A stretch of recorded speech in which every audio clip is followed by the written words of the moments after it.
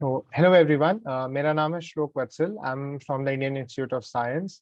आज मैं करने जा रहा हूँ classification of elements and periodicity of properties. पहले हम लोग चैप्टर की एक ब्रीफ ओवरव्यू लेंगे और उसके बाद मैंने इसके सॉल्यूशंस प्रिपेयर किए हैं। तो हम लोग इसके अंदर जो चैप्टर के एंड में एक्सरसाइजेज हैं उनके सॉल्यूशंस को देखेंगे। तो सबसे पहले हम लोग शुरू करते हैं। पीरियोडिक टेबल के बारे में ग्लेन टी सीबॉक का एक स्टेटमेंट है जो कि मतलब बहुत ही कॉमन सा स्टेटमेंट है कि मोस्ट इंपॉर्टेंट कॉन्सेप्ट है जो केमिस्ट्री में आता है, प्रिंसिपल और प्रैक्टिस दोनों में। ये बहुत ही इंपॉर्टेंट है केमिस्ट्री की स्टडीज के लिए, क्योंकि पीरियोडिक टेबल के आने के पहले हमारे पास इतने सारे एलिमेंट्स थे, उनके इतने सारे कंपाउंड्स थे कि उनकी स्टडी काफी मुश्किल हो जाती थी। जैसे जैसे पीरियोडिक टेबल डेवलप किया है, इसके कॉन्सेप्ट डेवलप किए हैं, उसके साथ हम लोग एलिमेंट्स को ग्रुप करना सीख गए हैं और उससे हम लोग उनकी स्टडी को काफी ज्यादा आसान कर सकते हैं। इस चैप्टर में हम लोग इसी पीरियोडिक टेबल की डेवलपमेंट और किन प्रॉपर्टीज पर ये बेस है इसके बारे में पढ़ने वाले हैं। सबसे पहले हम लोग को क्लासिफाई क्यों करना है एलिमेंट्स को, तो जैसा मैंने कहा कि एलिमेंट्स जो हमें पता है वो काफी ज्यादा हो चुके हैं अब। 1800 के अराउंड सिर्फ 31 एलिमेंट्स के बारे में हमें पता था, 1865 तक वो 63 हो गए थे।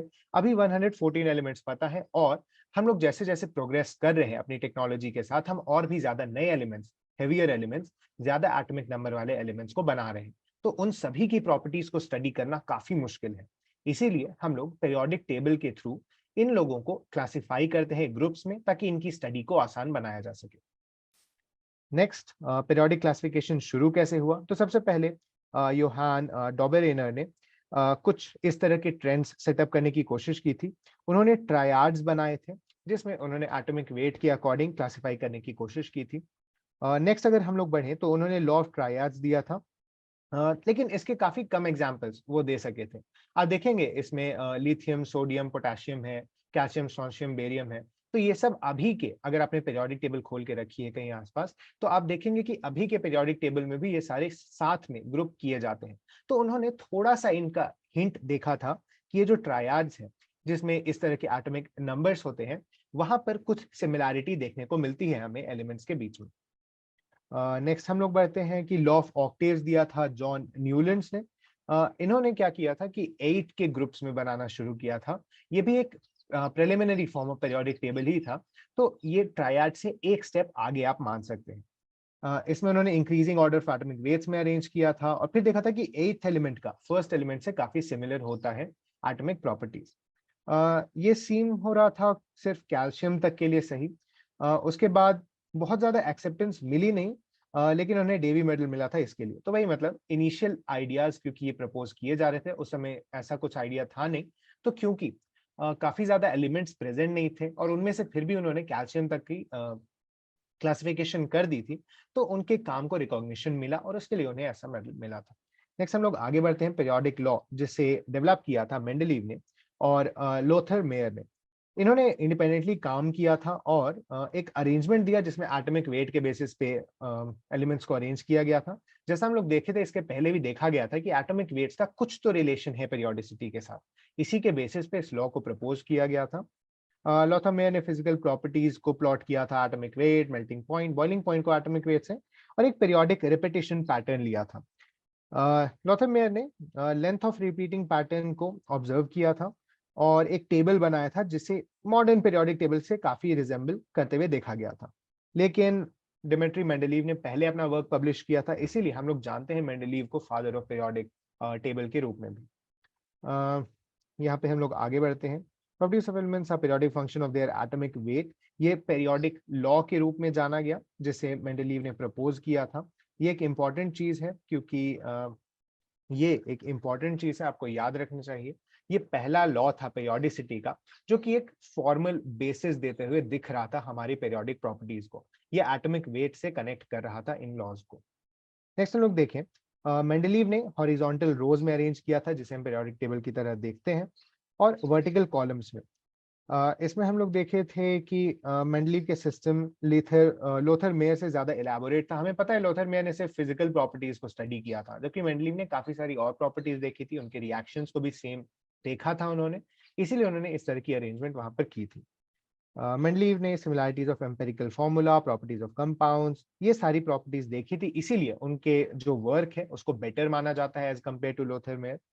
Next, order of atomic weight को स्ट्रिक्टली फॉलो किया गया था, लेकिन कभी कभी ऐसा देखा गया कि कुछ प्रॉपर्टीज को मैच कराने के लिए जो ग्रुपिंग्स थी, ये क्वेश्चन भी है एक्सरसाइज के एंड में कि मेंडलीव क्या हमेशा अपनी पीरियोडिक प्रॉपर्टी से स्टिक कर रहे थे, मतलब जो वो लॉ दिए थे एटॉमिक वेट के अकॉर्डिंग, क्या उससे हमेशा उन्होंने स्टिक किया? तो यहाँ पर आपको देखना है कि कभी कभी उन्होंने क्या देखा कि जब ग्रुप्स में वो अरेंज कर रहे थे तो वहां पर कुछ और ट्रेंड दिखा रहा था, और जब वो एटॉमिक वेट के अकॉर्डिंग अरेंज कर रहे थे तो कुछ और ट्रेंड देख रहा था। तो उन्होंने थोड़े बहुत चेंजेस किए अपने पीरियोडिक टेबल में। इसका एक एग्जांपल यहाँ पर दिया हुआ है कि आयोडीन का जो एटॉमिक वेट है वो टेलुरियम से कम है, लेकिन उसे ग्रुप 7 में डाला गया जबकि टेलुरियम को ग्रुप 6 में डाला गया। ऐसा इसीलिए था क्योंकि आयोडीन की प्रॉपर्टीज उन्होंने मैच करती देखी फ्लोरीन, क्लोरीन और आयोडीन के साथ। Arranging the elements, similar properties. यहाँ पर एक बहुत ही मेजर जो अचीवमेंट माना जाता है मेंडलीव के पीरियोडिक टेबल का, वो था एका एल्यूमिनियम और एका सिलिकॉन। तो उस समय तक जैसा हमें पता है काफी सारे एलिमेंट्स डिस्कवर नहीं हुए थे। मेंडलीव ने करेक्टली प्रेडिक्ट कर दिया था दो एलिमेंट्स की प्रॉपर्टीज, जिसे वो एका एल्यूमिनियम और एका सिलिकॉन कहते थे। मतलब एल्यूमिनियम के नीचे और सिलिकॉन के नीचे जो दो गैप्स हैं, वहां पर वो मानते थे कि कुछ एलिमेंट्स होने चाहिए जो अभी तक ह्यूमैनिटी को नहीं पता है। तो ये एक तरह से न सिर्फ पेरियोडिक प्रॉपर्टीज को अरेंज करने का एक अच्छा तरीका मिला, बल्कि आने वाले कंपाउंड्स की प्रॉपर्टीज को प्रेडिक्ट करने का भी एक अच्छा तरीका मिला। यानी अगर हम लोग नए एलिमेंट्स की सर्च शुरू करते हैं तो हम इन प्रॉपर्टीज को खोज सकते हैं ताकि हमें इन प्रॉपर्टी से मिलते जुलते एलिमेंट्स मिल सके। ये एक मेजर अचीवमेंट मानी जाती है मेंडलीव के पीरियोडिक टेबल की। आगे हम लोग बढ़े। ये डिस्कवर हुआ और जैसा मेंडलीव ने कहा था उसी के जैसे प्रेडिक्टेड प्रॉपर्टीज देखने को मिले। एक एल्यूमिनियम को बाद में गैलियम कहा गया और एक सिलिकॉन को बाद में जर्मेनियम कहा गया। काफी क्लोज प्रॉपर्टीज इसमें हम लोग देख सकते हैं। डेंसिटी तक की भी करेक्ट प्रेडिक्शन कर दी थी उन्होंने, तो ये काफी अच्छा अचीवमेंट माना जाता है। आगे हम लोग बढ़े। ग्रुप्स जो मेंडलीव का पीरियोडिक टेबल था, ये एक ऑब्सोलीट पीरियोडिक टेबल है, याद करने की जरूरत नहीं, बस आप देख लीजिए किस तरह से इन्होंने इसका अरेंजमेंट किया था। यहाँ पे आप देखेंगे जो ग्रुप के नंबर्स हैं वो 8 तक गए हैं, और 8 में 3 या 4 एक साथ एलिमेंट्स रखे गए हैं ग्रुप के अंदर। तो ये थोड़ा सा डिफरेंट है जैसा हम मॉडर्न पीरियोडिक टेबल देखते हैं, और हम लोग देखेंगे क्यों ऐसा हो रहा था। नेक्स्ट हम लोग बढ़े modern periodic table. Modern periodic table का डिस्कवरी में देखा क्या गया कि atomic number is a better way of arranging these elements as compare to atomic mass. Mendeleev का पीरियोडिक टेबल करेक्ट क्यों हुआ था? उनकी प्रेडिक्शन करेक्ट नहीं थी कि एटॉमिक वेट होना चाहिए हमारा आइडियल अरेंज करने का क्राइटेरिया, लेकिन क्योंकि एटॉमिक नंबर और एटॉमिक वेट का काफी क्लोज रिलेशन है जनरली, इसीलिए वो बच गए एक तरह से। मतलब उनकी जो प्रेडिक्शन थी वो बच गई एक तरह से, क्योंकि एटॉमिक वेट और एटॉमिक नंबर ऑलमोस्ट एक सिमिलर ट्रेंड फॉलो करता है। जहां पे भी वो सिमिलर ट्रेंड टूट रहा था, जैसा हमने देखा आयोडीन और टेलुरियम के केस में, वहां पे वो चीज फेल हो जाती है और उसको उन्होंने एक्सेप्शन मानकर वहां पर रजिस्टर कर दिया था। यहाँ पर हम लोग देखेंगे कि हेनरी मोजली ने अपना एक लॉ दिया था जिसमें वो रूट अंडर फ्रीक्वेंसी को प्लॉट कर रहे थे एटॉमिक नंबर के साथ। तो वहां पर उन्होंने एक स्ट्रेट लाइन प्लॉट देखा था, जबकि एटॉमिक मास के साथ ये प्लॉट करने पे स्ट्रेट लाइन प्लॉट नहीं मिल रहा था। इसीलिए उन्होंने प्रेडिक्ट किया कि atomic number is a better criteria than atomic mass. इससे हम लोग को मिला मॉडर्न पेरियोडिक लॉ। ये भी इतना ही इंपॉर्टेंट है। The physical and chemical properties of elements are periodic function of their atomic numbers. जहां पर वहां मेंडलीव ने एटॉमिक वेट बोला था, वहीं पर हम लोग एटॉमिक नंबर बोलकर आगे बढ़ते हैं। नेक्स्ट हम लोग देखते हैं पेरियोडिक लॉ ने 94 नेचुरली अकरिंग एलिमेंट्स के बीच में जो रिलेशन है वो एस्टेब्लिश किया था। Next, atomic number is equal to nuclear charge. Then it is easy to visualize the significance of quantum numbers and electronic configuration in periodicity of elements. आपने atomic structure वाले chapter में पढ़ा था electronic configuration वगैरह, तो उससे हमें एक रिलेशन देखने को मिला पेरियोडिक प्रॉपर्टीज के अंदर, और जैसा हम लोग देखेंगे वो एक बेसिस बना हमारी पेरियोडिक प्रॉपर्टीज का। एटॉमिक वेट में ये चीज नहीं हो पा रहा था क्योंकि वहां पर नंबर ऑफ प्रोटॉन्स और नंबर ऑफ न्यूट्रॉन्स ऐड हो जा रहे हैं, लेकिन यहाँ पर एटॉमिक नंबर देखा जा रहा है। एटॉमिक नंबर इक्वल होता है न्यूक्लियर इलेक्ट्रॉनिक चार्ज के, और इलेक्ट्रॉनिक चार्ज को फिर हम लोग उसके कॉन्फ़िगरेशन में बिठा सकते हैं जो हमने एटॉमिक स्ट्रक्चर में सीखा है करना। नेक्स्ट हम लोग देखते हैं numerous form of periodic table have been derived from time to time. Some form emphasize chemical reaction and valence, whereas others stress electronic configuration of elements. Modern version जिसको long form कहते हैं, ये ज्यादा convenient और widely use है। Generally जो हम आसपास पीरियोडिक टेबल देखते हैं वो यही पीरियोडिक टेबल है। हॉरिजॉन्टल रोज को पीरियड्स कहा जाता है, वर्टिकल कॉलम्स को ग्रुप्स कहा जाता है। तो ये इस तरह से जब हम लोग बढ़ते हैं तो हम लोग कहते हैं अलोंग द पीरियड, और इस तरफ से जब हम लोग बढ़ते हैं तो उसे कहते हैं अलोंग अ रो। नेक्स्ट हम लोग देखते हैं वर्टिकल कॉलम्स को groups, sorry along group. Next हम लोग देखते हैं ग्रुप या फैमिली कहा जाता है वर्टिकल कॉलम्स को। IUPAC ने एक नंबरिंग दी है ग्रुप्स की जिसे 1 to 18 कहा जाता है, जबकि पहले आप नोटेशन जो करते थे वो रोमन न्यूमरल्स में 1 to 8 करते थे और A और B का यूज करते हुए। C भी आता है लेकिन उसके बारे में हम लोग अभी बात नहीं करेंगे। ये मेंडलीव का नोटेशन था A और B वाला। अभी भी आप कई सारे पीरियोडिक टेबल्स में देखेंगे कि 1 to 18 के अलावा रोमन न्यूमरल्स वाले भी नोटेशंस यूज किए जाते हैं। नेक्स्ट हम लोग बढ़ते हैं 7 पीरियड्स हैं total. Subsequent periods consist of 18, 18, 32 elements respectively. आपको याद होगा हमने पढ़ा था एटॉमिक स्ट्रक्चर के अंदर कि 2n स्क्वायर का एक लॉ होता है। मतलब n जहां पे नंबर ऑफ शेल है, उससे उस शेल में जितने इलेक्ट्रॉन्स प्रेजेंट हो सकते हैं वो 2n स्क्वायर से रिप्रेजेंट किए जाते हैं। यहाँ पर आपको याद होगा कि पहले शेल में 2 इलेक्ट्रॉन्स जाते थे, दूसरे शेल के अंदर 8 इलेक्ट्रॉन्स जाते थे, तीसरे शेल के अंदर 18 इलेक्ट्रॉन्स जाते थे और फिर 32 इलेक्ट्रॉन्स जाते थे। जब आप इस ट्रेंड को देखते हैं तो आपको यही देखने को मिलता है। आगे चल के हम लोग देखेंगे ऐसा क्यों हो रहा है। तो देखो, पहले में 2 एलिमेंट्स हैं, फिर 8 एलिमेंट्स हैं, फिर से 8 एलिमेंट है, फिर 18 एलिमेंट्स 2 बार आते हैं, फिर 32 एलिमेंट्स आते हैं। इसके आगे के एलिमेंट्स अभी डिस्कवर नहीं हुए हैं, लेकिन जैसे जैसे वो होंगे तभी हमें सिमिलर ट्रेंड्स देखने को मिलेगा। तो ये चीज आप याद रखिएगा। नेक्स्ट हम लोग आगे बढ़ते हैं nomenclature of elements with atomic number greater than 100।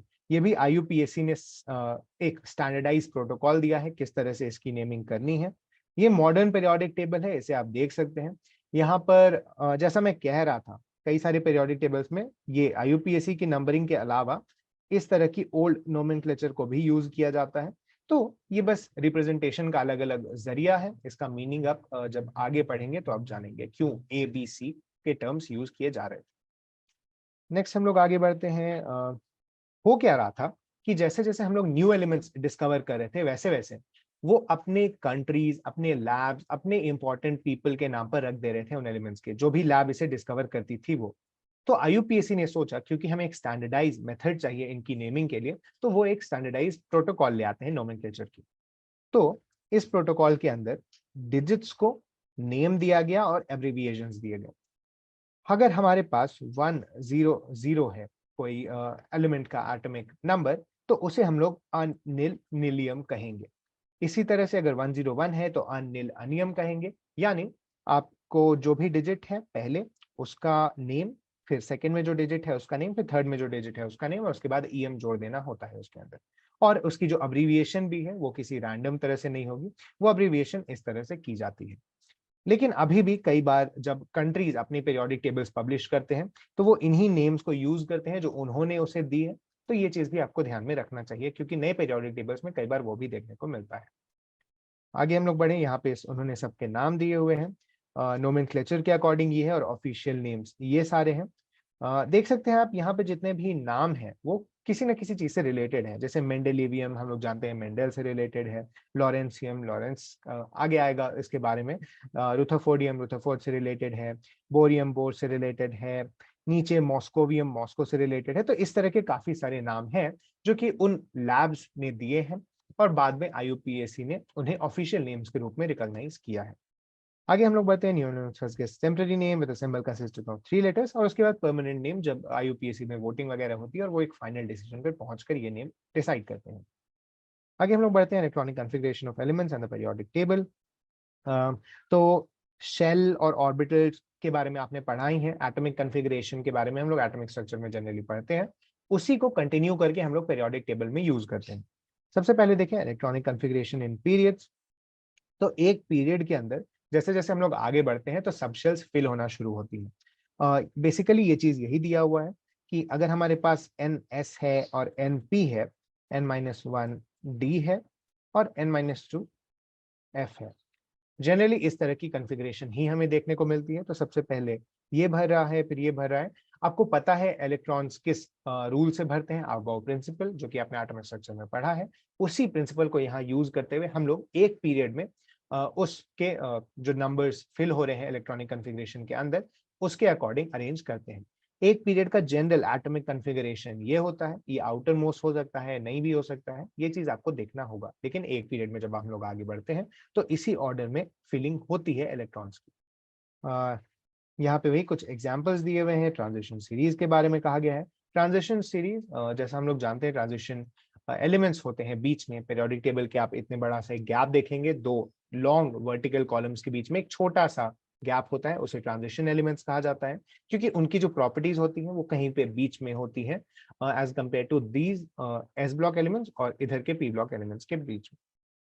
Next हम लोग आगे बढ़े। इनर ट्रांजिशन सीरीज आपने देखा होगा, पीरियोडिक टेबल से हट के एक और नीचे में बॉक्स होता है, उसके जो एलिमेंट्स होते हैं उन्हें इनर ट्रांजिशन सीरीज कहा जाता है।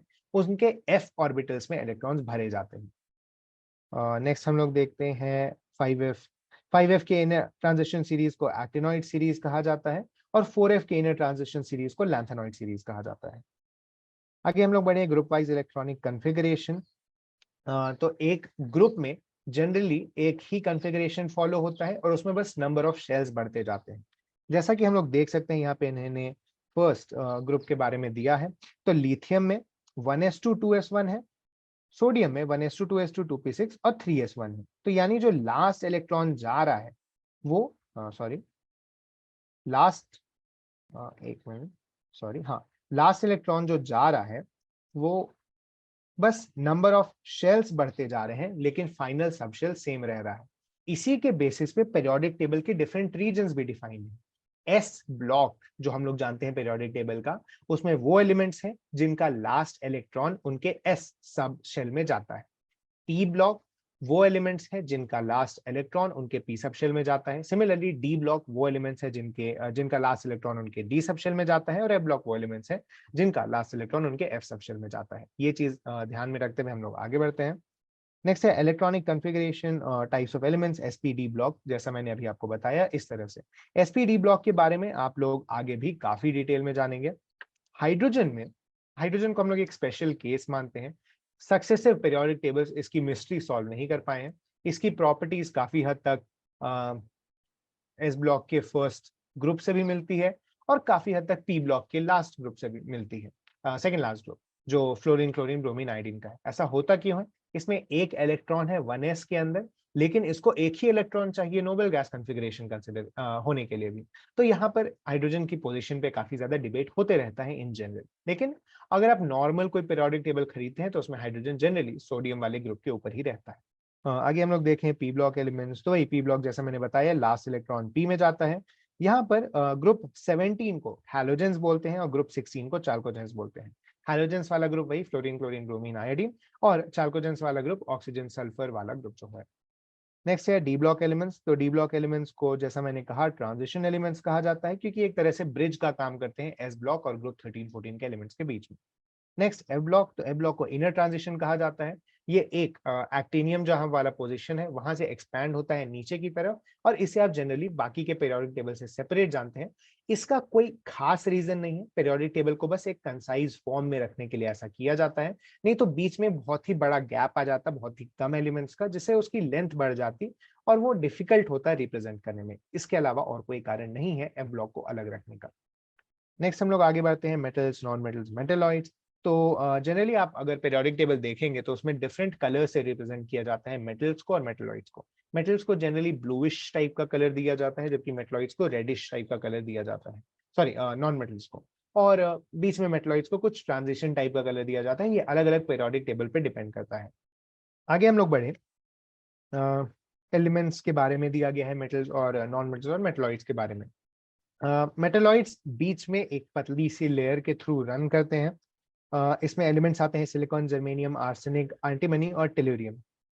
ये मेटल्स की एक लाइन और नॉन मेटल्स की एक लाइन को सेपरेट करते हैं इस पतली सी लाइनिंग के थ्रू। आगे हम लोग बढ़ते हैं periodic trends in periodic elements of the periodic elements. ये काफी इंपॉर्टेंट पार्ट है इस चैप्टर का। इसमें अगर हम लोग देखें, सबसे पहला है फिजिकल प्रॉपर्टीज का ट्रेंड कैसा है, एटॉमिक रेडियस। एटॉमिक रेडियस का मैं आपको सिंपल सा रूल देता हूं। जब हम लोग इस तरह से ग्रुप में आगे बढ़ते हैं तो जनरली एटॉमिक रेडियस डिक्रीज होती है, और जब हम लोग नीचे जाते हैं तो एटॉमिक रेडियस बढ़ती है। ये क्यों हो रहा है? क्योंकि नंबर ऑफ शेल्स बढ़ रहे हैं, तो एटम बड़ा होते जा रहा है जैसे जैसे उसमें एक्स्ट्रा शेल्स ऐड हो रहे हैं। और ये क्यों हो रहा है? क्योंकि जो नंबर ऑफ प्रोटॉन्स है न्यूक्लियस के अंदर वो बढ़ रहा है, तो इफेक्टिव न्यूक्लियर चार्ज बढ़ रहा है, उसके कारण इलेक्ट्रॉन्स कंप्रेस होते जा रहे हैं अपने अंदर ही। इसके बाद हम लोग देखते हैं नेक्स्ट प्रॉपर्टी। इसमें कुछ बहुत ही मेजर एक्सेप्शंस हैं, जैसे नोबेल गैस बड़ा होता है अपने डायरेक्टली लेफ्ट वाले ग्रुप से, या फिर बीच में कुछ और एक्सेप्शंस भी आते हैं, जिसे आप विथ टाइम याद कर सकते हैं। इस डिक्रीजेस विद ग्रुप वाले में भी कुछ एक्सेप्शंस आते हैं, जैसे गैलियम और एल्यूमिनियम का साइज काफी सिमिलर हो जाता है। वहां पर उनके अलग कारण है, थोड़े डी ब्लॉक जब आप पढ़े, जब आप पी ब्लॉक पढ़ेंगे या फिर जब आप एस ब्लॉक के थोड़े और डिटेल्स में पढ़ेंगे तो आपको वहां पर जानने को मिलेगा। मेनली यहाँ पर मैं आपको एक सिंपल कारण बताता हूँ, सारी चीजें शील्डिंग पर डिपेंड करती हैं। शील्डिंग का मतलब होता है कि जो नंबर ऑफ प्रोटॉन्स है उसमें से कितना चार्ज फील हो रहा है उस इलेक्ट्रॉन को, क्योंकि अंदर भी इलेक्ट्रॉन्स हैं, वो रिपेल कर रहे हैं जबकि न्यूक्लियस अट्रैक्ट करना चाह रहा है। तो ये अट्रैक्शन को ये रिपल्शन थोड़ा सा कैंसिल करता है, इसीलिए यहाँ पर जो इलेक्ट्रॉन बैठा है उसे उतना ज्यादा चार्ज देखने को नहीं मिलता है। ये चीज आप याद रखेंगे। नेक्स्ट हम लोग बढ़ते हैं कोवेलेंट रेडियस। वही रेडियस कैलकुलेट कैसे करते हैं? तो ऐसे देखो, अगर कोवेलेंट बॉन्ड है इस तरह से, तो इसमें जो दो एटम्स होंगे इनके इंडिविजुअल रेडियाई का सम होगा वो कोवेलेंट कोवेलेंट बॉन्ड के जो लेंथ है। इसीलिए उस कोवेलेंट बॉन्ड की लेंथ को हम लोग बाई 2 कर देते हैं, तो हम लोग को कोवेलेंट रेडियस मिलता है। जैसे F2 है, तो F2 में इंडिविजुअल एटम के रेडियस को जानने के लिए हम लोग क्या करेंगे, F2 की जो बॉन्ड लेंथ है उसको बाई 2 कर देंगे, तो हमें F का रेडियस मिल जाएगा। नेक्स्ट हम लोग अगर मेटेलिक रेडियस की बात करें, तो मेटल्स के अंदर इसे जनरली मेजर करने के लिए देखा जाता है, सॉरी, मेटल्स के अंदर इसे जनरली मेजर करने के लिए देखा जाता है, तो इसमें मेटल कोर के अंदर जो क्रिस्टल्स होते हैं मेटल के, उनके बेसिस पर देखा जाता है। आगे हम लोग बढ़े, distance between two adjacent copper atoms इतना है, तो मेटेलिक रेडियस ऐसा होगा, जैसे मैंने आपको कहा दो एडजेसेंट एटम्स के बीच के डिस्टेंस को बाई 2 कर देने से आपको मिल जाएगा उसका रेडियस। नेक्स्ट है एटॉमिक रेडियस, बोथ कोवेलेंट और मेटेलिक रेडियस को कहा जाता है। आगे हम लोग बढ़े, लिस्टेड इन टेबल 3.6। जैसा मैंने कहा था आपको ऑर्डर की ग्रुप पर नीचे जाने पे बढ़ना चाहिए और पीरियड में आगे बढ़ने पे घटना चाहिए। तो आप जनरली वही देखते हैं, यहाँ पे बढ़ रहा है हर केस के अंदर, जबकि आगे बढ़ने पे ये घट रहा है। यहाँ पर आपको कोई एक्सेप्शन पहली बार में तो देखने को नहीं मिल रहा है। नेक्स्ट हम लोग आगे बढ़े, आयोनिक रेडियस।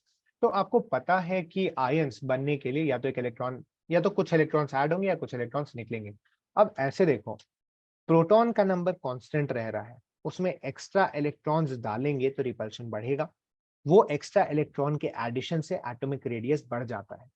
जबकि अगर हम लोग प्रोटॉन का नंबर कांस्टेंट रख के इलेक्ट्रॉन निकाल देंगे तो प्रोटॉन ज्यादा अच्छे से अट्रैक्ट कर पाएगा इलेक्ट्रॉन्स को, इसके कारण एटॉमिक रेडियस कम हो जाता है। ये दो रूल आपको याद रखना है कि जब भी नेगेटिवली चार्ज अनायन बनेगा तो एटॉमिक रेडियस बढ़ेगा और पॉजिटिवली चार्ज कैटायन बनेगा तो एटॉमिक रेडियस घटेगा। ये चीज हम लोग ध्यान में रखते हुए आगे बढ़ते हैं कि इसको मेजर कैसे किया जाता है। तो आयोनिक रेडियस मेजर करने के लिए जनरली आयोनिक बॉन्ड्स की मेजरमेंट ली जाती है। आयोनिक कंपाउंड्स अगर क्रिस्टलाइन होते हैं मोस्ट केसेस में, तो क्रिस्टलाइन आयोनिक बॉन्ड्स को हम लोग मेजर करते हैं और उसके बेसिस पर ही हम लोग इसकी रेडियस निकाल पाते हैं। आगे हम लोग बढ़े, आइसो इलेक्ट्रॉनिक स्पीसीज उन स्पीसीज को कहते हैं जिनमें नंबर ऑफ इलेक्ट्रॉन्स कांस्टेंट होते हैं, मतलब इक्वल होते हैं। नेक्स्ट है आयनाइजेशन एनर्जी या फिर आयनाइजेशन एंथैल्पी। तो ये वो एनर्जी है जो देनी पड़ती है किसी भी एलिमेंट को आयोनाइज करने के लिए। इसमें कुछ स्पेशल कंडीशंस हैं, यानी ये आपको देखना है, गैसियस एटम होना चाहिए, आइसोलेटेड होना चाहिए और अपने ग्राउंड स्टेट में होना चाहिए। इन तीनों वर्ड्स की अलग अलग सिग्निफिकेंस है, जब अभी हम लोग क्वेश्चन आंसर्स देखेंगे तो पीछे भी इस बारे में काफी डिटेल में डिस्कशन किया गया है। आगे हम लोग बढ़े, आयनाइजेशन एनर्जी कैसे होगा। तो जो हम लोग एनर्जी रिलीज होगी जब हम लोग ये रिएक्शन करेंगे उसको मेजर कर लेते हैं और उसके बेसिस पे आयनाइजेशन एनर्जी देखने को मिलती है। ये ट्रेंड आपको दिख रहा होगा जिसमें जितने भी नोबल गैसेस हैं वो काफी ऊपर है। ऐसा क्यों है? क्योंकि नोबल गैसेस ऑलरेडी काफी स्टेबल इलेक्ट्रॉनिक कॉन्फ़िगरेशन में है, उनसे अगर हम लोग इलेक्ट्रॉन निकालने जाएंगे तो जाहिर है वो उनकी स्टेबिलिटी को ब्रेक कर देगा और इसके कारण उनकी जो आयनाइजेशन एनर्जी होती है वो काफी हाई होती है। First ionisation energy, okay. आपको एक और चीज याद रखनी चाहिए कि अगर हम एक इलेक्ट्रॉन निकाल चुके हैं तो उसकी जो प्रोटॉन की अट्रैक्शन है बाकी इलेक्ट्रॉन्स पे वो काफी स्ट्रांग हो चुकी होगी। तो दूसरा इलेक्ट्रॉन जब हम लोग निकालने जाएंगे तो काफी ज्यादा एनर्जी हमें फिर से देनी पड़ेगी, क्योंकि ऑलरेडी उस पे न्यूक्लियस का चार्ज पहले जो था वो तो है ही, लेकिन नया चार्ज भी आ गया है। ये चीज आपको ध्यान में रखना चाहिए। यहाँ पे ये स्टेटमेंट लिखा भी हुआ है, the second ionisation enthalpy will be higher than the first enthalpy because it is more difficult to remove electron from a positively charge species. ये चीज ध्यान में रखते हुए हम लोग आगे बढ़ते हैं। ये जो प्लॉट है वो फर्स्ट आयनाइजेशन एनर्जी का है, याद रखिएगा। सेकंड में थोड़े से चेंजेस देखने को मिलते हैं स्टेबिलिटी के फैक्टर के कारण। अगेन यहाँ पर एनर्जी की जब भी बात होगी तो आपको याद रखना है कि स्टेबिलिटी की बात हम लोग करेंगे। आगे हम लोग बढ़ते हैं शील्डिंग और स्क्रीनिंग। जैसा मैंने आपको पहले ही बताया, होता क्या है कि इलेक्ट्रॉन्स जो प्रेजेंट हैं वो रिपेल कर रहे हैं बाहर के इलेक्ट्रॉन को, इसीलिए वो शील्ड हो जाता है इस अट्रैक्शन से। आगे बढ़ते हैं इलेक्ट्रॉन गेन एंथैल्पी। तो वहां पर हम लोग इलेक्ट्रॉन निकाल रहे थे, उसके कारण कुछ एनर्जी देनी पड़ रही थी हमें। यहाँ पे हम लोग एक इलेक्ट्रॉन ऐड कर रहे हैं, जिससे कुछ एनर्जी निकल भी सकती है या फिर देनी भी पड़ सकती है। यहाँ पर भी सेम हम लोग ऐसा कुछ रिएक्शन करवाते हैं और इससे जो एनर्जी निकल या जा रही है अंदर, उसको मेजर कर लेते हैं। आगे बढ़ते हुए, the process of adding electron can be either endothermic और एक्सोथर्मिक, दोनों तरह का होता है। और release when electron is added to atom, electron की एंथैल्पी इज नेगेटिव। आगे हम लोग बढ़ते हैं। देखो, एक चीज इसमें सिंपल सी समझने वाली है कि जिस एलिमेंट को फायदा हो रहा है अपनी स्टेबिलिटी में इलेक्ट्रॉन लेके, उसकी इलेक्ट्रॉन गेन एंथैल्पी नेगेटिव होगी। क्यों ऐसा? मान लो 17th ग्रुप का कोई एलिमेंट है, क्लोरीन है। क्लोरीन को अगर एक इलेक्ट्रॉन मिलेगा तो वो अपने नेक्स्ट स्टेबल, सॉरी नियॉन होता है यहाँ पर, तो क्लोरीन नियॉन के इलेक्ट्रॉनिक कन्फिगरेशन को ले लेगा, जो कि एक नोबल गैस कन्फिगरेशन है। इसीलिए ये ज्यादा स्टेबिलिटी अचीव कर लेगा और इसकी जो इलेक्ट्रॉन गेन एंथैल्पी है वो नेगेटिव हो जाएगी। ये चीज ध्यान में रखते हुए हम लोग आगे बढ़ते हैं। Next, electronegativity. तो इलेक्ट्रोनेगेटिविटी क्या होता है? जब हम लोग किसी भी दो एटम को एक बॉन्ड में डालते हैं, उन दोनों के बीच एक बॉन्ड बनाते हैं, तो इलेक्ट्रॉन अपनी पोजीशन कहाँ रखता है उस बॉन्ड पे, ये चीज हमारी इलेक्ट्रोनेगेटिविटी को डिफाइन करता है। एक बॉन्ड के अंदर कितने अच्छे से इलेक्ट्रॉन को पुल कर सकता है कोई स्पीसीज, ये उसकी इलेक्ट्रोनेगेटिविटी है। इलेक्ट्रोनेगेटिविटी की वेरियस स्केल्स हैं। जनरली हम लोग पॉलिंग स्केल यूज करते हैं, जहाँ पे फ्लोरीन 4 पे है, नाइट्रोजन 3 पे है, और बाकी ऐसे ऐसे बीच में एटम्स होते हैं। आपको याद रखना है मोस्ट इलेक्ट्रोनेगेटिव एटम फ्लोरीन होता है। आगे हम लोग बढ़े, electronegativity is not constant, it depends on elements to which it is bound. ये काफी इंपॉर्टेंट पॉइंट है। जैसा मैंने आपको बताया, पॉलिंग स्केल एक बहुत ही मतलब आइडियल सिनेरियो कंसिडर करती है इलेक्ट्रोनेगेटिविटी कैलकुलेट करने के लिए। लेकिन जैसा मैंने आपको बताया, इलेक्ट्रोनेगेटिविटी बॉन्ड में इलेक्ट्रॉन खींचने की कैपेसिटी को डिफाइन करती है, इसीलिए ये बॉन्ड पे भी डिपेंड करती है। यानी अगर आपका बॉन्ड डबल बॉन्ड है या ट्रिपल बॉन्ड है या sp3 sp2, इस बारे में आप पढ़ेंगे जब आप केमिकल बॉन्डिंग वाला चैप्टर पढ़ेंगे, तो उसके कन्फिगरेशन पर भी डिपेंड करेगा ये चीज, ये आपको याद रखना है। इलेक्ट्रोनेगेटिविटी कोई आर्बिट्ररी कांस्टेंट नहीं है। आगे हम लोग बढ़े, increases across a period and decreases down the group. Same चीज है। देखो, जब हम लोग यहाँ से इधर जाते हैं, यहाँ से इन एटम्स को इलेक्ट्रॉन गेन करके यहाँ आना काफी फ्रूटफुल है, क्योंकि ये लोग गेन करके नोबल गैस का कन्फिगरेशन ले लेंगे। जबकि इन एटम्स को एक इलेक्ट्रॉन दे के आना ज्यादा आसान है नोबल गैस के कन्फिगरेशन में। इसीलिए अगर इन दोनों के बीच में एक बॉन्ड बनता है, तो ये वाला जो एटम है वो इलेक्ट्रॉन देना चाहेगा और ये लेना चाहेगा। होगा क्या, इन दोनों के बीच में जो शेयर्ड इलेक्ट्रॉन्स है वो इस तरफ शिफ्ट कर जाएंगे, जिसके कारण हम लोग कह सकते हैं कि इसकी इलेक्ट्रोनेगेटिविटी ज्यादा है। ये चीज इसका बेसिक एक्सप्लेनेशन है। नेक्स्ट हम लोग आगे बढ़ते हैं। हो गया ये सारी चीजें। केमिकल प्रॉपर्टीज पर क्या इफेक्ट होता है? तो जैसा हमने कहा, रिएक्टिविटी काफी ज्यादा चेंज हो जाएगी। अगर उससे इलेक्ट्रॉन निकालना आसान है या फिर इलेक्ट्रॉन देना आसान है उसको, तो ये उसकी रिएक्टिविटी को बढ़ाता है। जबकि अगर काफी मुश्किल है इलेक्ट्रॉन निकालना या इलेक्ट्रॉन देना, तो ये उसकी रिएक्टिविटी को कम कर देता है। आगे हम लोग बढ़े, ऑक्सीडेशन स्टेट में क्या डिफरेंस आता है।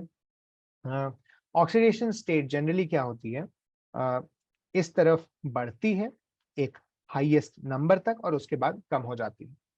यहाँ पर आपको ये भी याद रखना है कि क्योंकि ऑक्सीडेशन स्टेट का जो कॉन्सेप्ट है वो इलेक्ट्रोनेगेटिविटी पे डिपेंड करता है, इसीलिए ये काफी ज्यादा वेरिएबल हो सकती है। जैसे ऑक्सीजन की अगर हम लोग बात करें, ऑक्सीजन जनरली -2 के ऑक्सीडेशन स्टेट के साथ एग्जिस्ट करता है।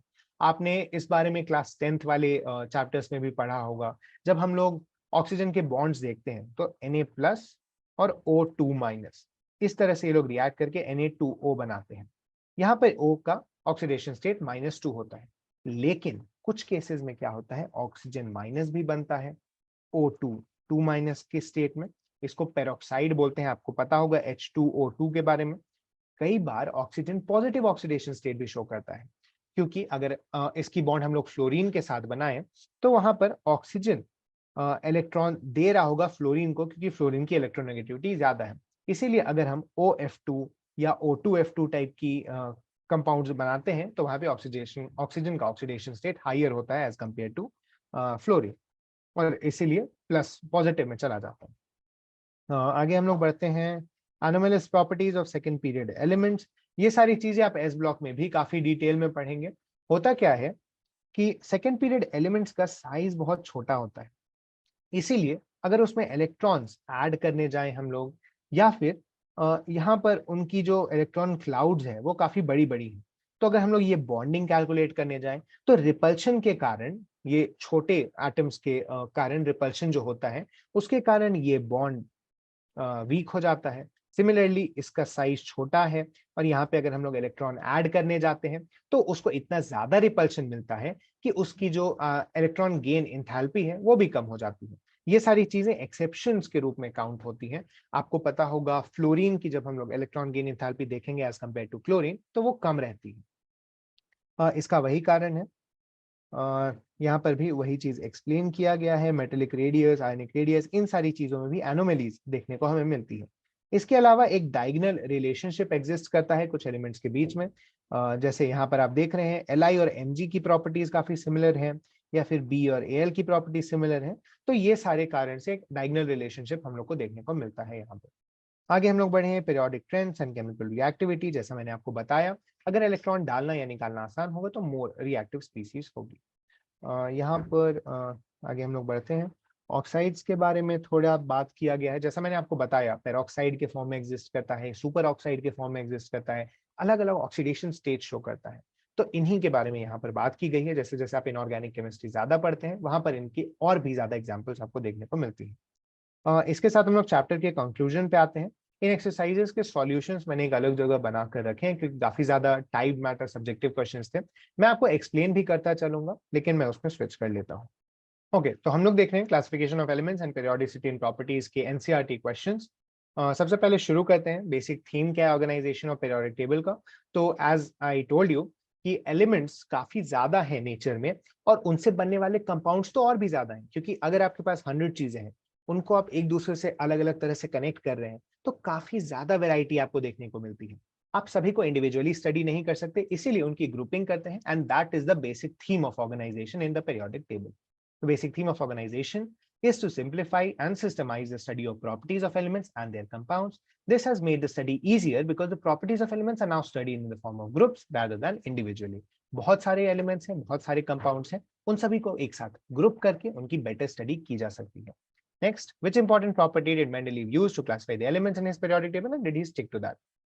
As I told you, Mendeleev ने इनिशियली एटॉमिक वेट लिया था, और एंड तक उन्हें कोई नया कॉन्सेप्ट देखने को नहीं मिला था, क्योंकि एटॉमिक नंबर के बारे में उतनी ज्यादा उस समय तक बज नहीं था, या फिर उतनी ज्यादा इंफॉर्मेशन नहीं थी। तो एटॉमिक वेट पर ही वो स्टिक करते थे। लेकिन कई बार उन्हें कुछ एक्सेप्शंस देखने को मिलते थे, जैसा हमने बात किया था टेलुरियम और आयोडीन के केस में। इस कारण से क्या हुआ था कि वो कई बार अपने ही पीरियोडिक टेबल में इस लॉ को छोड़ देते थे। तो we can say that he did not stick to it always, he sometimes changed according to the requirements. यहाँ पर उन्होंने उठाकर एक्सेप्शन डाला था, ये चीज हम लोग देख सकते हैं। Next, basic difference in approach between Mendeleev and modern periodic law. As we know, Mendeleev use atomic weight, जबकि modern periodic law atomic number use करता है। On the basis of quantum number, justify the sixth pair of elements should have 32 elements. As I told you, number of elements होते क्या है, आपने atomic structure में जो electronic configuration लिखना सीखा था, और मैंने आपको एक मिनट, तो मैंने आपको बताया था कि किसी भी पीरियड में हमें देखने को क्या मिलता है कि NS, NP, N-1, D और N-2, F, ये सारे सबशेल्स हमें देखने को मिलते हैं आउटर मोस्ट इलेक्ट्रॉनिक कॉन्फ़िगरेशन। तो NS के अंदर मैक्सिमम 2 जा सकता है, NP में मैक्सिमम 6 जा सकता है, ND में मैक्सिमम 10 जा सकता है, NF में मैक्सिमम 14 जा सकता है। इन सबको जब आप ऐड करते हैं तो 2 6 18 और 14 उसमें 32 आता है। क्योंकि हमारे पास 4F का एग्जिस्टेंस है, इसीलिए यहाँ पर 32 होगा। जबकि इसके अलावा अगर आप बाकी को देखेंगे तो वहां पर 4F का एग्जिस्टेंस नहीं, 3F नहीं एग्जिस्ट करता है, 2D एग्जिस्ट नहीं करता है, तो वहां पर जहां तक जाया जा सकता है वहां तक बढ़ के नंबर ऑफ एलिमेंट्स एक पीरियड में डिसाइड होते हैं। आगे बढ़े हम लोग। On the basis of quantum number, justify the sixth period of periodic table should have 32 elements. Sixth period जैसा मैंने आपको बताया अभी 32 elements किस तरह से आ रहे हैं इसके अंदर। Period in group, where do you locate the element z is equal to 114?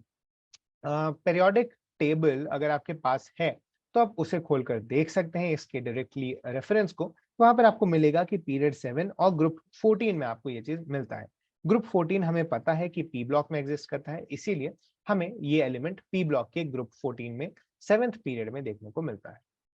आगे अगर हम लोग बढ़े, right the atomic number of element present in third period 17th group of the periodic table. 17th group कौन सा है? Fluorine, chlorine, iodine वाला। हमें पता है फर्स्ट पीरियड में यहाँ पे कुछ नहीं होता, सेकेंड पीरियड में यहाँ फ्लोरीन होता है, थर्ड पीरियड में यहाँ पे क्लोरीन होता है। तो हमें पता है कि क्लोरीन है ये एलिमेंट, और क्लोरीन का जो एटॉमिक नंबर होता है वो 17 होता है। तो हम लोग ये मान के आगे बढ़ सकते हैं। आगे हम लोग बढ़े, which do you think would have been named by Lawrence Berkeley laboratory. जैसा मैंने आपको बताया 100 के ऊपर जब नए एलिमेंट्स डिस्कवर हो रहे थे तो जो भी लैब्स उन्हें डिस्कवर करती थी वो अपने नाम पर उन एलिमेंट्स को डालती थी। लॉरेंस से मिलता जुलता आपको देखा होगा लॉरेंशियम है, जिसे Lr का सिंबल कहा जाता है, और Z इज इक्वल टू 103 है उसका। तो लॉरेंशियम बहुत ही सिमिलर है लॉरेंस से, इसीलिए लॉरेंशियम का नेम लॉरेंस बर्कली लैबोरेटरी ने दिया था। जबकि सीबॉर्ग के ग्रुप ने सीबॉर्जियम दिया था जिसका एटॉमिक नंबर 106 है। ये चीज आपने कनेक्ट कर सकते हैं जो ऊपर से अगर आपके पास पेरियोडिक टेबल है तो। Next, why do elements in same group have similar physical and chemical properties. होता क्या है कि सेम ग्रुप में, जैसा मैंने आपको बताया, आउटर इलेक्ट्रॉनिक कॉन्फ़िगरेशन सेम रहता है। इसके कारण वैलेंस शेल में जो नंबर ऑफ इलेक्ट्रॉन्स हैं, जो इलेक्ट्रॉनिक कॉन्फ़िगरेशन है, वो पूरी सेम रहती है। इसीलिए फिजिकल और केमिकल दोनों प्रॉपर्टीज सिमिलर होते हैं काफी ज्यादा एक ग्रुप के अंदर। Next, what does atomic radius and ionic radius really mean to you. जैसा मैंने आपको बताया, atomic radius centre of nucleus से जो उसके outer most electron containing orbital है उसका डिस्टेंस होगा। और एटॉमिक रेडियस मेजर कैसे करते हैं? तो कोवेलेंट के लिए हम लोग कोवेलेंट बॉन्ड्स बाई 2 करते हैं, और मेटेलिक के लिए मेटेलिक बॉन्ड बाई 2 करते हैं। मेटेलिक क्रिस्टल के अंदर दो मेटल क्रिस्टल के बीच में जो डिस्टेंस है उसको बाई 2 करके हम लोग मेटेलिक बॉन्ड की रेडियस निकालते हैं। आयोनिक रेडियस हम लोग कैटायन और एनायन के बीच में डिस्टेंस मेजर करके निकालते हैं। जैसा मैंने आपको बताया, कैटायन की जो रेडियस है वो कम होती है, जबकि एनायन की रेडियस ज्यादा होती है as compare to the original element. Next, how do atomic radius vary in period and in a group. मैंने अभी अभी आपको बताया था कुछ देर पहले, एक पीरियड में आइडियली जब हम लोग आगे बढ़ते हैं इफेक्टिव न्यूक्लियर चार्ज बढ़ जाता है, इसके कारण एटॉमिक रेडियस कम हो जाता है। जबकि एक ग्रुप में नीचे आने पर जो नंबर ऑफ शेल्स है वो बढ़ जाता है, और शेल्स बढ़ने के कारण वहां पे एटॉमिक रेडियस बढ़ता हुआ दिखता है हम लोगों को। नेक्स्ट है, what do you understand by isoelectronic species, name of species that will be isoelectric. जैसे मैंने आपको बताया, नंबर ऑफ इलेक्ट्रॉन सेम होते हैं तो उसे आइसोइलेक्ट्रॉनिक कहते हैं। और यहाँ पर ऑर्डर हम लोग कैसे डिसाइड करेंगे? अगर नंबर ऑफ प्रोटॉन्स कांस्टेंट है सब में और नंबर ऑफ इलेक्ट्रॉन्स चेंज कर रहा है तो वहां पे नंबर ऑफ इलेक्ट्रॉन्स होगा डिसाइडिंग फैक्टर। यहां पर हम लोग क्या देखते हैं, आइसो इलेक्ट्रॉनिक है तो नंबर ऑफ इलेक्ट्रॉन सेम है और नंबर ऑफ प्रोटॉन्स चेंज कर रहा है। तो अगर न्यूक्लियस का चार्ज बढ़ेगा तो उसका अट्रैक्शन बढ़ेगा, न्यूक्लियर अट्रैक्शन बढ़ेगा तो साइज कम होगा। यहां पर देखो, सबसे ज्यादा न्यूक्लियर अट्रैक्शन किसमें है? Mg2+, फिर Rb+, फिर आर्गन और फिर फ्लोरीन। इसीलिए हो क्या रहा है, ओ सॉरी, यहाँ पे आपसे ऑर्डर पूछा ही नहीं एटॉमिक साइज का, वो नीचे है एक्चुअली। सॉरी, तो ठीक है, मैंने आपको लॉजिक बता दिया है नेक्स्ट क्वेश्चन का भी। अभी आपसे सिर्फ आइसोइलेक्ट्रॉनिक स्पीसीज के नाम पूछा है। इनसे आइसोइलेक्ट्रॉनिक स्पीसीज आपको जानने के लिए क्या करना है, इनके आगे या पीछे जाइए और उसे खींचकर अपने नोबेल गैस कॉन्फ़िगरेशन तक ले आइए। आप देख सकते हैं F- एक नोबेल गैस कॉन्फ़िगरेशन में है, सिमिलरली आर्गन तो नोबेल गैस है ही, Mg2+ भी अपने नोबेल गैस कॉन्फ़िगरेशन में और Rb+ भी। तो अगर आपको बस जानना है कि कौन से इनके आइसोइलेक्ट्रॉनिक स्पीसीज हैं तो कुछ नहीं, उसे आगे पीछे करके आप ला सकते हैं। एक तरह से आप देखोगे तो F माइनस और हाँ, तो F माइनस जो है वो नियॉन के साथ भी आइसोइलेक्ट्रॉनिक है, तो वो एक और एग्जाम्पल होगा। नियॉन के आगे हम लोग सोडियम देखते हैं, तो वो सोडियम के साथ एक प्लस चार्ज हटाने पर, एक इलेक्ट्रॉन हटाने पे वो भी नियॉन के साथ आइसोइलेक्ट्रॉनिक हो जाता है। तो यहाँ पर आप बहुत सारे एग्जाम्पल दे सकते हैं, आपको जो भी पसंद आए वो आप चूज करके आगे बढ़े। Next, what is common in them and arrange in the order of increasing ionic radii. तो ठीक है, जो लॉजिक मैंने आपको पिछले क्वेश्चन में समझाया था वो चीज यहाँ पे लागू हो रही है। ये सारे आप देख सकते हैं आइसोइलेक्ट्रॉनिक है। नाइट्रोजन का एटॉमिक नंबर 7, उसमें 3 इलेक्ट्रॉन डालो, 10 हो जाएगा इलेक्ट्रॉन का नंबर। ऑक्सीजन का एटॉमिक नंबर 8, उसमें 2 इलेक्ट्रॉन डालो, 10 इलेक्ट्रॉन्स। सेम चीज फ्लोरीन में 1, सोडियम से 1 निकाल लो, तो ये Mg से 2 निकाल लो और Al से 3 निकाल लो, सबकी जो नंबर ऑफ इलेक्ट्रॉन है वो 10 है, तो ये सारे आइसोइलेक्ट्रॉनिक है। मैंने अभी अभी आपको बताया है नंबर ऑफ प्रोटॉन्स बढ़ने से एटॉमिक साइज घट जाता है। एल्यूमिनियम का सबसे छोटा साइज, उसके बाद Mg, उसके बाद Na, उसके बाद F, उसके बाद O, उसके बाद N, जो मैंने यहाँ पे ऑर्डर लिखा है। आगे हम लोग बढ़ते हैं, explain why the cations are smaller and ions larger. अभी अभी मैंने आपको कारण बताया, इफेक्टिव न्यूक्लियर चार्ज बढ़ जाता है अगर हम लोग एक इलेक्ट्रॉन हटा दें, वहीं अगर एक इलेक्ट्रॉन एक्स्ट्रा डाल दें तो इफेक्टिव न्यूक्लियर चार्ज कम हो जाता है। इसके कारण जो रेडियाई है बढ़ जाएगा अनायन के अंदर और कम हो जाएगा कैटायन के अंदर। आगे हम लोग बढ़ते हैं, significance of terms isolated gaseous item and ground state, ionisation enthalpy. इस पे भी अभी अभी जो मैंने आपको डेफिनेशन बताया था उस पर काफी स्ट्रेस किया था। देखो, आइसोलेटेड और गैसियस और यहाँ पे ground state. Isolated gaseous atom का क्या होता है, गैसियस स्टेट में आपने जब आप आइडियल गैस लॉज पढ़ेंगे तो आपको पता चलेगा आइडियल गैसेस एक दूसरे से इंडिपेंडेंट होती है, लेकिन जो नॉर्मल गैसेस होती हैं वो एक दूसरे से फिर भी थोड़ा थोड़ा इंटरैक्ट करती रहती है और वो एक दूसरे के फोर्सेस, एक दूसरे के एनर्जी वैल्यूज को डिस्टॉर्ट कर सकती हैं थोड़ी सी। इसीलिए हम लोग क्या करते हैं, एक आइसोलेट करते हैं गैसियस एटम को और उस पे फिर हम लोग आगे की रिएक्शंस करते हैं ताकि हम लोग को एकदम एग्जैक्ट वैल्यू मिल सके। गैसियस आइटम है, उसको भी आइसोलेट कर ले रहे हैं, तो हमें आइसोलेटेड गैसियस एटम देखने को मिलेगा। सेम चीज ग्राउंड स्टेट में क्या होता है, नॉर्मल एनर्जी स्टेट, जो उसका आपने एटॉमिक स्ट्रक्चर में भी पढ़ा है ये चीज। अगर हम लोग किसी हायर वैल्यू से मेजर कर लें, मान लो हम लोग यहाँ से एक्साइट किए इसको ग्राउंड स्टेट से और फिर यहाँ से मेजर करने लगे उसकी आयनाइजेशन एंथैल्पी को, होगा क्या, ये एनर्जी तो हम लोग ऑलरेडी सप्लाई कर चुके हैं और जो ये एनर्जी चाहिए था इसको एस्केप करने के लिए, अब वो इसको कम ही वैल्यू में मिल जाएगा। इसीलिए हमारे पास जो ऑब्जर्वेशन आएगी वो ये आएगी, ये नहीं, ये गलत रीडिंग मिल जाएगी हम लोगों को। इसीलिए हम लोग इसे हमेशा उसके ग्राउंड स्टेट से मेजर करते हैं ताकि हम लोग को एक्यूरेट रीडिंग मिले। आगे हम लोग बढ़े, energy of electron ground state इतना है, तो ionisation enthalpy of atomic hydrogen in terms of joule per mole क्या होगा। देखो, ग्राउंड स्टेट में उसकी जो एनर्जी है उस एनर्जी को अगर हम लोग ओवरकम कर दें तो वो एस्केप कर जाएगा इलेक्ट्रॉन से, यानी उसकी जो ये ग्राउंड स्टेट की एनर्जी है इलेक्ट्रॉन की, वही उसकी आयनाइजेशन एनर्जी है। ये लेकिन एक एटम के लिए, अगर हम लोग को इसको एक मोल के लिए निकालना है जैसा हमें पूछा है इस क्वेश्चन में, तो हमें एक मोलर से एक मोल के नंबर से मल्टीप्लाई करना होगा। मोल आपको पता है क्या होता है, 6.022 इंटू 10⁻23। उससे हम लोग इसको मल्टीप्लाई करें तो हमारे पास वैल्यू जो आएगी वो आएगी 1.31 इंटू 10 पावर, एक मिनट, इसे आप कैलकुलेट कर लें यहीं पे तो बेटर होगा, -2.18 इंटू 10⁻−18 इंटू 6.022 इंटू 10 पावर 23। ये वाली जो वैल्यूज है ये अप्रोक्सीमेटली 13.1 के बराबर आ रही है इंटू 10 पावर 5। इसको जब हम लोग स्टैंडर्ड फॉर्म में लिखते हैं तो वो आएगा 1.31 इंटू 10⁻6। ये चीज करके हम लोग आगे बढ़ सकते हैं। मेनली आपको क्या करना था, आपको पर एटम दिया हुआ था इलेक्ट्रॉन निकालने का एनर्जी, आपको उसको बस एक मोल में कन्वर्ट करना था। ये चीज काफी आसानी से आपको हिंट में भी दिया था, apply the idea of mole concept to derive the answer. आगे हम लोग बढ़े कि सेकंड पीरियड एलिमेंट्स हैं जिनकी आयनाइजेशन एंथैल्पीज इस ऑर्डर में है, क्यों यहाँ पे बी की बोरॉन से ज्यादा है। तो देखो, बी का जब हम लोग इलेक्ट्रॉनिक कॉन्फ़िगरेशन लिखते हैं वो होता है 1s2 जबकि बोरॉन के लिए ये होता है 1s2 अब देखो, आपने पढ़ा है एटॉमिक स्ट्रक्चर में, half filled and full filled orbitals are more stable than other orbitals. इसीलिए देखोगे यहाँ पे ये हाफ फिल्ड ऑर्बिटल का स्टेट है, सॉरी ये फुल फिल्ड ऑर्बिटल का स्टेट है। यहाँ पर इसके पास काफी स्टेबिलिटी है, जबकि इसमें एक रैंडम इलेक्ट्रॉन एक्स्ट्रा है और एक इलेक्ट्रॉन ये लूज कर देगा तो इसकी जो स्टेबिलिटी है वो बढ़ जाएगी। इसीलिए हम लोग को क्या देखने को मिलता है कि बेरियम के अंदर अगर हम लोग आयनाइजेशन करते हैं तो ये चेंज हो गया 1s2 2s1 में, इसकी फुल फील्ड स्टेबिलिटी चली गई, जबकि इसके अंदर आ जाता है 1s2 2s2, यानी इसको एक नई नई स्टेबिलिटी मिल गई। इसीलिए हम लोग को क्या देखने को मिलता है, बोरॉन काफी आसानी से आयनाइज हो जाता है, जबकि बेरिलियम को आयनाइज करने में मुश्किल आती है, ज्यादा एनर्जी देना पड़ता है। नेक्स्ट है why has O has less ionization energy than nitrogen and fluorine? Again same concept है। अगर आप नाइट्रोजन का देखें तो इसके अंदर 1s2 2s2 2p3 होता है, जबकि ऑक्सीजन के अंदर 1s2 2s2 2p4 होता है। एक मिनट, यहाँ पे कुछ तो गड़बड़ है, इसको बस 2p4 कर लो और इसको 2p3 कर लो।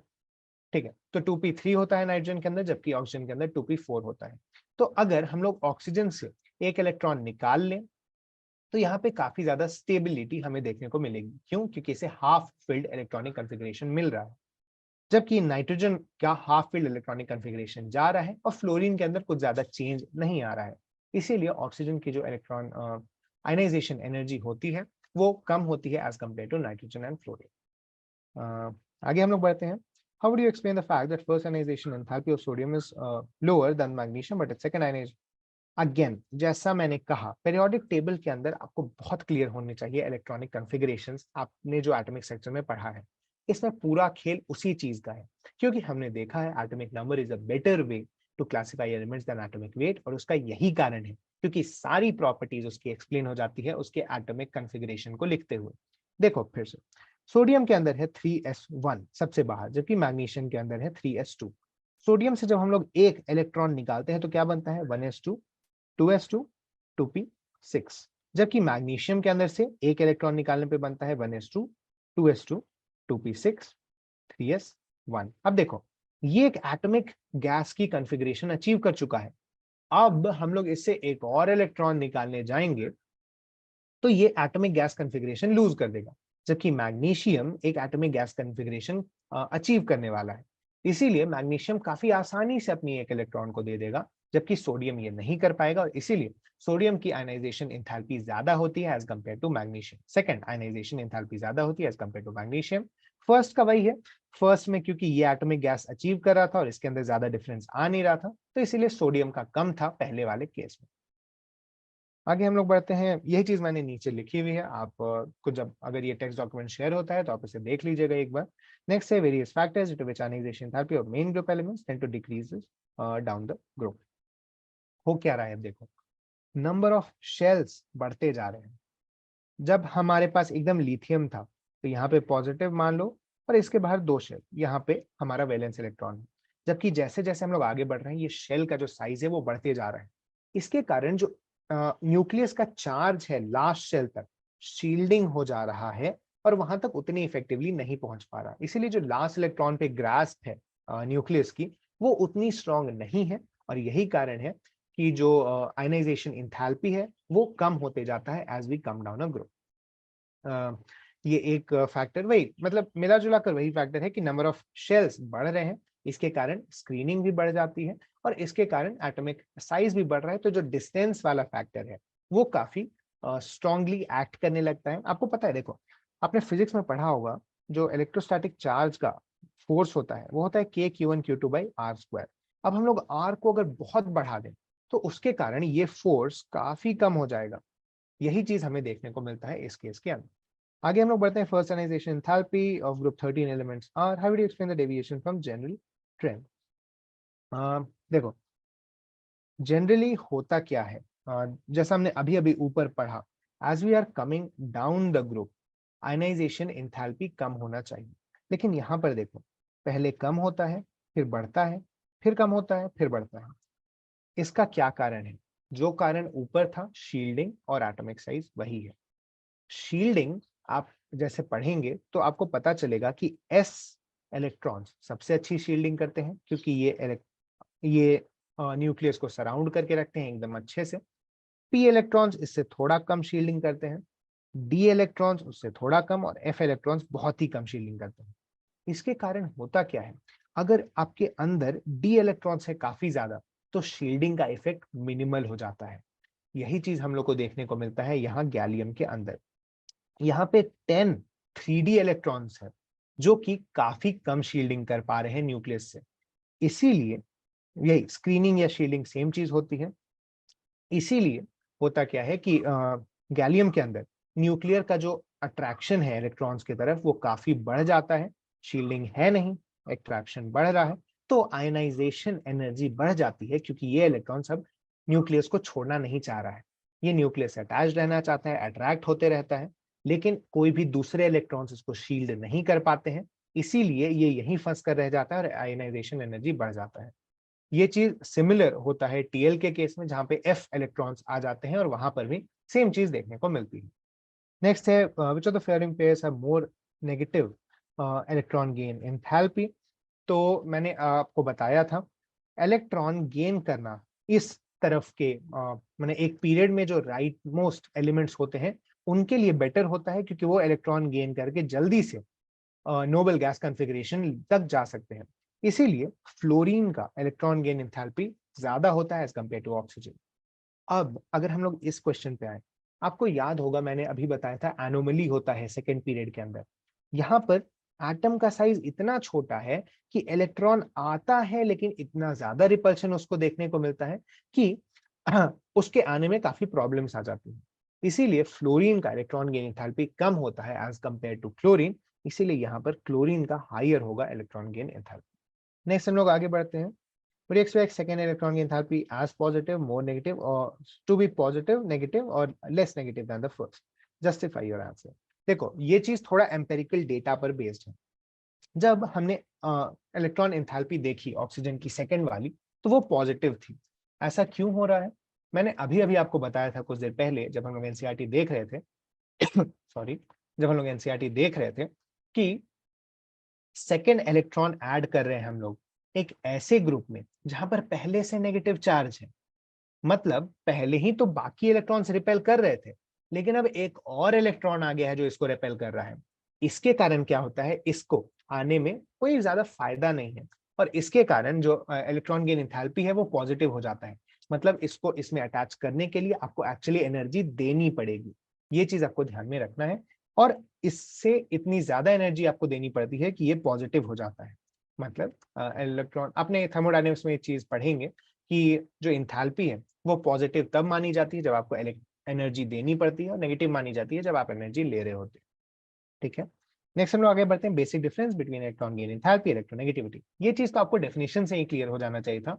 इलेक्ट्रॉन गेन एंथैल्पी टेंडेंसी है इलेक्ट्रॉन गेन करने का, इलेक्ट्रोनेगेटिविटी एक बॉन्ड में कितने अच्छे से इलेक्ट्रॉन खींच सकता है, यही चीज यहाँ पर लिखा हुआ है। Next, how do you react to statement electronegativity and point scale all nitrogen compounds. मैंने अभी अभी आपको बताया था इलेक्ट्रोनेगेटिविटी एक फिक्स्ड कांस्टेंट नहीं है। इलेक्ट्रोनेगेटिविटी बॉन्ड पर डिपेंड करती है। अगर आपका बॉन्ड sp है, sp2 है, sp3 है, ये चीज भी डिसाइड करेगी। अगर s कैरेक्टर बढ़ाते हैं तो इलेक्ट्रोनेगेटिविटी बढ़ती है। अभी आपको बहुत ज्यादा इस बारे में सोचना नहीं है। बॉन्डिंग जब आप पढ़ेंगे तो वहां पर आपको पता चलेगा s कैरेक्टर बढ़ने से इलेक्ट्रोनेगेटिविटी बढ़ जाता है उस एटम का। इसीलिए वहां पर हम लोग इलेक्ट्रोनेगेटिविटी हायर देखते हैं as compare to this following scale.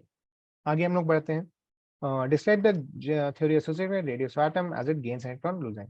अभी अभी मैंने बताया इलेक्ट्रॉन गेन करता है तो उसका इफेक्टिव न्यूक्लियर चार्ज कम हो जाता है, इसीलिए रेडियस बढ़ जाता है। जबकि इलेक्ट्रॉन लूज करता है तो न्यूक्लियस का अट्रैक्शन बढ़ जाता है, इफेक्टिव न्यूक्लियर चार्ज बढ़ जाता है, इसीलिए रेडियस कम हो जाता है। ये चीज मैंने 3-4 बार रिपीट कर दी है, तो ये चीज में आपको दिक्कत नहीं आनी चाहिए। आगे हम लोग बड़े बड़े एक्सपेक्ट द फर्स्ट एनेशन for two isotopes same and same और डिफरेंट। आइसोटोप्स में डिफरेंट क्या होता है, नंबर ऑफ न्यूट्रॉन्स और कुछ नहीं। नंबर ऑफ न्यूट्रॉन्स से कोई भी इलेक्ट्रॉनिक कॉन्फ़िगरेशन में डिफरेंस नहीं आ रहा है। इसीलिए हम लोग एक्सपेक्ट करते हैं कि सेम होंगे उसके सारे केमिकल प्रॉपर्टीज और उनमें ये भी आता है आयनाइजेशन एंथैल्पी। नेक्स्ट है what are the major differences between metals and non metals. ये चीज काफी बेसिक है। मेटल्स वाला जो सेक्शन था उसमें जाकर आप डायरेक्टली देख सकते हैं। मेटल्स के कुछ स्पेसिफिक प्रॉपर्टीज होते हैं, उनसे इलेक्ट्रॉन निकालना आसान होता है, वो मैलिएबल लस्ट्रस होते हैं। ये चीज आप बाकी अपने क्लास 10th वगैरह में भी कर रखी है अच्छे से, बस उसी को जाकर रिपीट कर दीजिए। नेक्स्ट है periodic elements. Answer the following question. Identify element with 5 electrons in the outer subshell. Outer subshell में 5 इलेक्ट्रॉन कैसे होंगे, आप खुद देखो। इसके लिए हम लोग को एक ऐसा एलिमेंट चाहिए जिसमें NS2 NP5 है। ऐसा हमें कहाँ देखने को मिलता है? तो ग्रुप 17 के अंदर। तो ग्रुप 17 के किसी भी एक एलिमेंट का नाम लिख दीजिए। मैंने यहाँ पे फ्लोरीन लिखा हुआ है। Next, tend to lose 2 electrons. इसमें आप NS2 के किसी का भी नाम लिख दीजिए। यहाँ पर कैल्शियम होता है, आपको पता है Ca2+ एक काफी कॉमन आयन है। नेक्स्ट है गेन 2 इलेक्ट्रॉन्स। तो यहाँ पर आपको ऐसा चाहिए जिसमें NS2 NP6 हो, ताकि ये 2 इलेक्ट्रॉन गेन करके NP8 बना के एक नोबल गैस कॉन्फ़िगरेशन ले ले। ऑक्सीजन फैमिली के किसी भी एलिमेंट का नाम लिख दीजिए। मैंने यहाँ पे ऑक्सीजन ही लिख दिया है। नेक्स्ट है group having metal, non metal, liquid, gas at room temperature. ये ग्रुप है ग्रुप 17। पीरियोडिक टेबल में जाके देखो, ऊपर नॉन मेटल्स है, नीचे मेटल है, ऊपर गैसेस है, नीचे सॉलिड्स है, लिक्विड्स भी है बीच में, ब्रोमीन जो कि एक लिक्विड है, और आयोडीन जो एक सॉलिड है, और फ्लोरीन क्लोरीन जो कि गैसेस है रूम टेम्परेचर के ऊपर। तो ये वर्सेटैलिटी आपको देखने को मिलती है ग्रुप 17 के अंदर। Next, increasing order of reactivity among group 1 elements, ये है, जबकि ग्रुप 17 में ये है। ऐसा क्यों होता है? देखो, ग्रुप 1 में इलेक्ट्रॉन लूज करने पर रिएक्टिविटी बढ़ती है, जबकि ग्रुप 17 में इलेक्ट्रॉन गेन करने पर रिएक्टिविटी बढ़ती है। इसीलिए ग्रुप 1 के अंदर जो सबसे आसानी से इलेक्ट्रॉन लूज करेगा, यानी जिसकी आयनाइजेशन इंथैल्पी सबसे कम होगी, वो सबसे ज्यादा रिएक्टिव होगा। इसीलिए CS मोस्ट रिएक्टिव है, जबकि लिथियम लीस्ट रिएक्टिव है। ग्रुप 17 में इसका ठीक उल्टा होता है। वहां पे जो सबसे आसानी से इलेक्ट्रॉन गेन करेगा वो सबसे ज्यादा रिएक्टिव है। इसीलिए फ्लोरीन सबसे ज्यादा रिएक्टिव है, जबकि आयोडीन लीस्ट रिएक्टिव होता है। आगे हम लोग बढ़े। General electronic configuration. General electronic configuration मैंने अभी अभी आपको बताया है। देखो, NS2 NP6 N-1, sorry NS2 NP6 N-1 D में 10 जा सकते हैं, और N-2 F में 14 जा सकते हैं। अगर आपका S ब्लॉक में है कोई एलिमेंट, उसका लास्ट इलेक्ट्रॉन S में गया है, तो उसमें NS2 डालो। अगर आपका कोई P ब्लॉक में है, उसका लास्ट एलिमेंट P में गया है, तो NS2 NP6 डालो। अगर आपका कोई एलिमेंट D ब्लॉक में है, तो उसमें D में गया है लास्ट इलेक्ट्रॉन, तो उसमें ये वाला चीज डालो जैसे मैंने यहाँ पे लिखा हुआ है। अगर आपका कोई एलिमेंट F ब्लॉक में है, तो उसका लास्ट इलेक्ट्रॉन F में गया है, तो उसमें इस तरह का कॉन्फ़िगरेशन लिख दो। F ब्लॉक की कॉन्फ़िगरेशन एक बार खोल के भी देख लेना, क्योंकि वहां पे काफी सारे एक्सेप्शंस आते हैं, जहाँ पे D ब्लॉक कई बार फिल होता है, कई बार नहीं होता है, तो वो चीज आपको एक बार देखना होगा। Next, assign position of element having outer electronic configuration NS2 NP4 for N equal to 3। यानी देखो 3s2 2 3p4 4 3d 3d2 4s2। Next यहाँ पे for N equal to 6 4f7 5d1। Periodic table खोल के आप देख सकते हैं इस तरह के जो एटम्स हैं उनके आप डायरेक्टली लोकेट कर सकते हैं पेरियोडिक टेबल के अंदर। अभी आपको मेनली ये ध्यान में रखना है कि देखो, इसका लास्ट इलेक्ट्रॉन गया है P में, तो ये P ब्लॉक में होगा। सेकंड वाले का लास्ट इलेक्ट्रॉन गया है D के अंदर, यानी ये D ब्लॉक में होगा। इसका लास्ट इलेक्ट्रॉन गया है F के अंदर, यानी ये F ब्लॉक में होगा। तो आपको लोकेट करना आसान है। F ब्लॉक में 7th है, यानी ये बीच में कहीं पर होगा ब्लॉक के। 3D में 4th पे है, तो बीच से थोड़ा लेफ्ट की तरफ होगा। 3s2 3p4 पे है, तो ये ऑक्सीजन फैमिली में, हाँ ये ऑक्सीजन फैमिली में होगा। तो ये चीज आपको ध्यान में रखना है कि लोकेट करने के लिए आपके पास इलेक्ट्रॉनिक कॉन्फ़िगरेशन है, लास्ट इलेक्ट्रॉन किस में गया है उस ब्लॉक में ढूंढो। उस ब्लॉक में किस पोजीशन पे होगा, ये उसमें नंबर ऑफ इलेक्ट्रॉन्स पे डिपेंड करेगा। ये चीज देखो और उसके बाद आगे बढ़ो। आगे हम लोग बढ़ते हैं। फर्स्ट और सेकेंड आयनाइजेशन एंथैल्पी दी हुई है। मोस्ट रिएक्टिव, लीस्ट रिएक्टिव आपसे पूछा है। अब देखो, लीस्ट रिएक्टिव एलिमेंट वो होगा जिसकी इलेक्ट्रॉन आयनाइजेशन एंथैल्पी भी हाई हो और इलेक्ट्रॉन गेन एंथैल्पी लो हो। तो ये चीज हमें कहां पे देखने को मिल रहा है? देखो, फिफ्थ, इसकी आयनाइजेशन एंथैल्पी बहुत हाई है और इलेक्ट्रॉन गेन एंथैल्पी भी आपको एनर्जी देनी पड़ रही है, तो ये लीस्ट रिएक्टिव है। तो इसको यहाँ पे लिख के आगे बढ़ो। मोस्ट रिएक्टिव मेटल पूछा है आपसे। मेटल है तो इलेक्ट्रॉन गेन एंथैल्पी आपको नहीं देखना है, आपको आयनाइजेशन एंथैल्पी देखना है। जो सबसे जल्दी आयनाइज हो जाए वो बेस्ट, यानी 2। मोस्ट रिएक्टिव नॉन मेटल, अब आपको ये देखना है जो सबसे आसानी से आयनाइज हो जाए, यानी ये 3। लीस्ट रिएक्टिव नॉन मेटल, देखो ये वाला हम लोग को देख के लग रहा है कि एक ये है नोबेल गैस है, और इसके साथ ही इसको इलेक्ट्रॉन देने के लिए हमें एनर्जी सप्लाई करनी पड़ रही है, तो ये लीस्ट रिएक्टिव नॉन मेटल भी है। डी का ऑप्शन होगा B5, which can form stable binary halide to form MX2। Binary halide का क्या मतलब है? देखो, इसकी जो सेकेंड आयनाइजेशन एनर्जी होनी चाहिए वो भी काफी लो होनी चाहिए। बाइनरी हैलाइड तभी बनेगा, आपने देखा है Mg हो गया, Ca हो गया, इन सभी की अगर आप सेकेंड आयनाइजेशन एंथैल्पी देखेगा तो काफी लो है, क्योंकि नोबल गैस कॉन्फ़िगरेशन अचीव कर लेता है उस कंडीशन के अंदर। इसीलिए हमें देखने को मिलता है कि इसकी फर्स्ट भी उतनी ही लो है और सेकेंड भी उतनी ही लो है, इसीलिए ये एक बाइनरी कंपाउंड आसानी से बना सकेगा। ये देखते हुए हम लोग आगे बढ़ते हैं। इसका आंसर हो जाएगा 6। Next step, write the formula of stable binary compounds that will be formed by combination of the following pairs of elements. कुछ नहीं है, लिथियम का +1 है, ऑक्सीजन का -2 है तो LiO2 बन रहा है। एल्यूमिनियम का +3 है, आयोडीन का -1 है तो AlI3 बन रहा है। मैग्नीशियम का +2, नाइट्रोजन का -3 तो Mg3N2। सिलिकॉन का +4, ऑक्सीजन का -2 तो यहाँ पे SiO2। फॉस्फोरस और फ्लोरीन को अगर आप मिलाओगे तो देखो फॉस्फोरस का +3 भी है, +5 भी है, फ्लोरीन का -1 है तो PF3 भी बन जाएगा, PF5 भी बन जाएगा। ये दोनों कंपाउंड्स बनेंगे। नेक्स्ट है ल्यूटेनियम। तो ल्यूटेनियम का अगर आप देखोगे इलेक्ट्रॉनिक कॉन्फ़िगरेशन वो होता है 4f7 5d1 6s2। ये चीज अगेन आप पीरियोडिक टेबल में जाकर देख सकते हो। और आपको पिछले वाले आंसर क्वेश्चन का आंसर भी मिल गया है, जहां पर आपको 4f7 और 5d1 मिल रहा था एक जगह, तो वो ल्यूटेरियम है।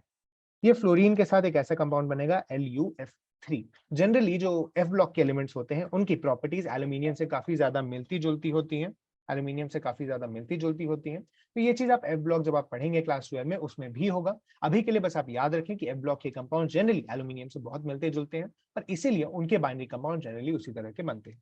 Next, modern periodic table. Period indicates the value of period indicates the value of principal quantum number. क्योंकि पीरियड आपको पता है इट इंक्रीजेस जैसे जैसे नंबर ऑफ शेल्स बढ़ता है, number of shells principal quantum number के अंडर है, ये चीज आपको पता है। नेक्स्ट है which of the following statement related to modern period is incorrect.